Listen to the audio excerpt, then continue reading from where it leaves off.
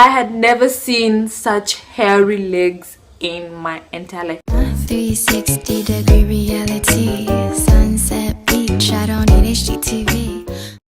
Salut tout le monde, j'espère que vous allez bien. C'est Tracy, bienvenue sur ma chaîne. So today's video is all about my first impressions of Abidjan. Obviously I'm talking from my point of view 2 years ago. If you're new to my channel, don't forget to hit the subscribe button and also the notification button so that you can know when I have uploaded my videos. Okay, first things first, the weather. Stepping out of the airplane, I was hit by a huge amount of humidity. I was wearing a hoodie, I think boots, jeans, and underneath the hoodie I had on a sweater because I was told since it's the cold season, so I needed to come prepared. Second thing is, I found this place to be really developed than I had anticipated.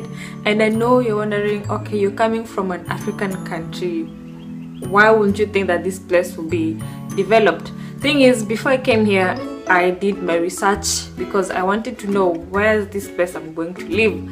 So I googled stuff. I googled I think it was Cocody, just to see like about the place Abidjan itself. And the images, I would say most of them were about the previous war, and they showed people like on the ground and dead people and the army and the rebels. There wasn't like a lot of good images about this place. So when we came out of the airport, passing through Makori, Kumasi, and then the interchange there at Makori, was like, yeah, this place, like, it's really, they have nice roads and the houses look good, and they have like, I see hotels and buildings. And the big moment was crossing over the new bridge, and I was like, damn, this place is really developed. I know I'm going to enjoy staying here. So yeah, don't trust whatever you see on Google about other countries, especially African countries. It's not all true. My first time moving around is when I had to go and get a SIM card for my phone, and I thought, just looking at the transportation, I was like, wow, I really like the transportation system here, because they use taxi. You have the shared taxi, Woro, and then you have the red taxis. And for me, that was just a blessing that I had wanted in a long time. I remember when I was leaving Nairobi, the last day, I was like, okay, this is like literally the last day I'm gonna get in a matatu. So for those of you who don't know what a matatu is the equivalent to a baka here, but matatus are way much cooler and they look good than the baka. The other thing that I really liked, and I was like, yo, I think I've come to the most perfect place at the best time, had to be about fabric, because they sell them everywhere, in every corner, boutiques. And just seeing people wearing Ankara made clothes, it was so amazing, and it makes everything vibrant and cool.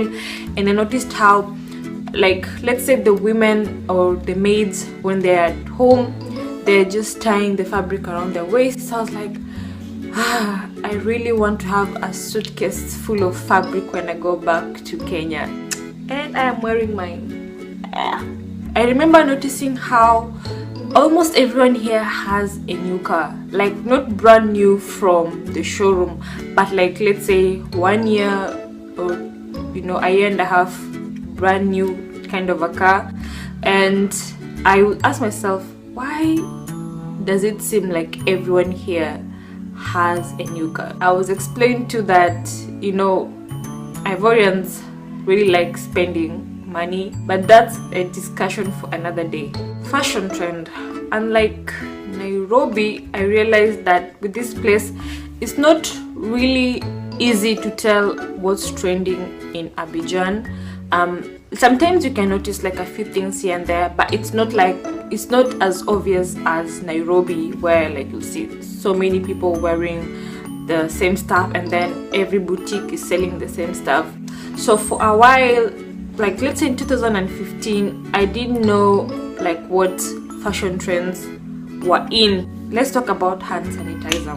From the moment we got into the airport, we had to use hand sanitizer, and I think it's because it had to do with the issue with Ebola, so they're just trying to be cautious. I remember the first time I went to church and there was a guy standing there with the hand sanitizer, so you had, before you got into the church, you had to use the hand sanitizer, and there was no way you're going to go past that guy without stretching your hand out to get the hand sanitizer. Respect for the elders, I will say. People here in a certain way are polite, and they have this thing where if you're greeting like someone older or in a more respected position, they bow down a bit when they're greeting you. And I'll be walking with my friends and they will greet people and I'm just standing there. Okay, this is so awkward. One thing I really enjoyed, and this is because, you know, the place is really hot. I remember when I'll just be walking in the neighborhood and you see dudes shirtless. Oh my god, it's normal for guys to wear shorts. I had never seen such hairy legs in my entire life. Someone is wearing shorts but their legs are hairy like a caterpillar. I knew that for you to be that hairy, you had to be living like in some country that's really cold, so that, you know, traps in the heat. It's not like you see someone that's shirtless and they have like a big tummy, you know, like they're always like. Something that I didn't think people here do is this thing they do. Let me try. Yes, I got it, that one. I was so surprised to find that women here, and even men sometimes, they do that, because I knew that it was a Nigerian thing, and also I think in Ghana they do that. They do it a lot of times and it's so annoying. When I was in Kenya and I was doing my research about Abidjan, I saw this advert of how the government had banned skin bleaching products in Abidjan. But when I got here, let me tell you, the supermarkets are lined up with skin bleaching products. There are huge advertisements for women to bleach themselves. One thing that I really loved about this place is that there is no catcalling. Maybe it's the commune where I live in. Guys here, like when you're walking, they won't be like, because in Nairobi people be like kss, or they will whistle at you, but here someone would rather come near you and just say hello to you, then they will just walk off. You'll never hear them holler at you from far or call you names. Almost every neighborhood, every corner has a bakery. The first time I went to a bakery, I was like, whoa, this is so fancy. And in the evening when they light up, they look really good. People here don't buy bread at the shop like we do in Kenya. They have to go to the boulangerie. The neighborhoods, we have shops and most of them are owned by Mauritanians. So this girl here initially used to think that Mauritanians are Lebanese who are poor.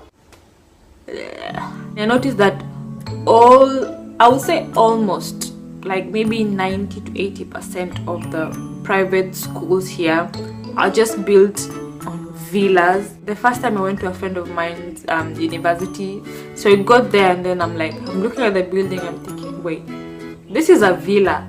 I think it's because there isn't like enough space in Abidjan. I remember seeing so many people wearing suits and I was like, it's really too hot for you to wear a suit and just to have on a tie in this heat. But then I learned that most of them are university students, the one who go to private schools, because it's their uniform. So the uniform kinda looks like official office clothes, like a suit, something like that. But still, it didn't make sense to me why someone would walk around in this heat wearing a coat and a tie. I had come with this dress to Abidjan. In Nairobi, I used to think that it was a bit too short and uncomfortable for me to wear. But after arriving here and seeing how ladies here dress, I was like, okay, now they're making this dress look like a nun's dress, because whatever they are wearing was really short. Like, I'm still not used to it to this day. I loved how Abidjan is, like, let's say, less populated than Nairobi. The first time I was in Plateau in the evening, I had gone for a class, and then when I came out at 7, I was so shocked to find nothing in the streets. Like, there are probably 3 or 4 cars, and those were people at a restaurant. So and that was even just at 7 p.m. There isn't that hustle and bustle you get during the rush hour. So many people have cars, so obviously there's traffic, but human traffic, it isn't there, if I can say that.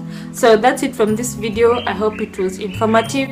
I'm already used to most of the things that I've talked about, and until my next video,